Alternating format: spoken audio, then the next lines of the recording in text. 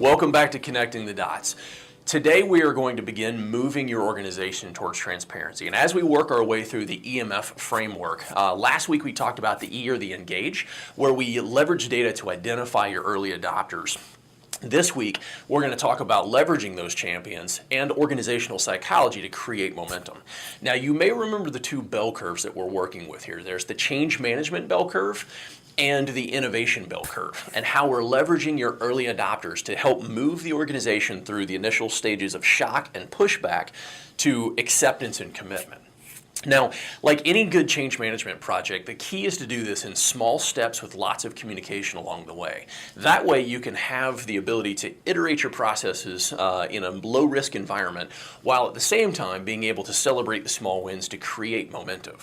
Now, there's a lot of different ways and flavors that this can go, but most of our clients tend to follow a pathway that goes something like this. It's a private beta phase, there's an internal only transparency phase, there's a pilot public transparency phase, and then finally the full public transparency.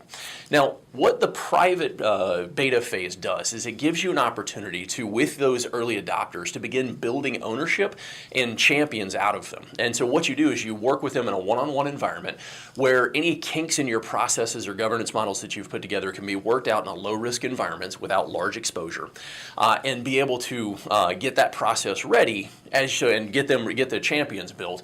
Now, that rolls you directly into that unblinded internal transparency phase. And so what you want to do in that phase is make sure that your champions, you have statements from them that you can leverage, that your leadership, your executive leadership, your medical group leadership, they're promoting all of this information in the site and the internal transparency broadly.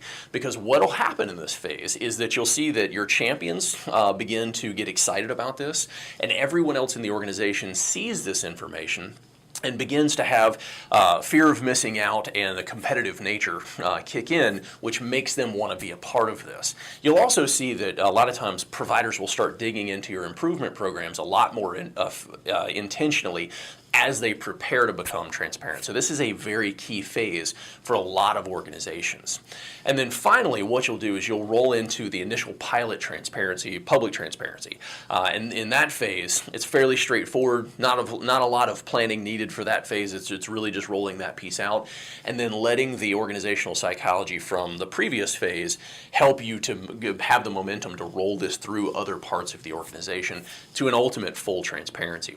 And when you do that, make sure that you're measuring success. Make sure you know what success looks like and that you're measuring it, because this is going to give you the momentum and the credibility that you need as we round the corner into the final part of this and really create amazing patient experiences. So we'll talk about that next week on Connecting the Dots.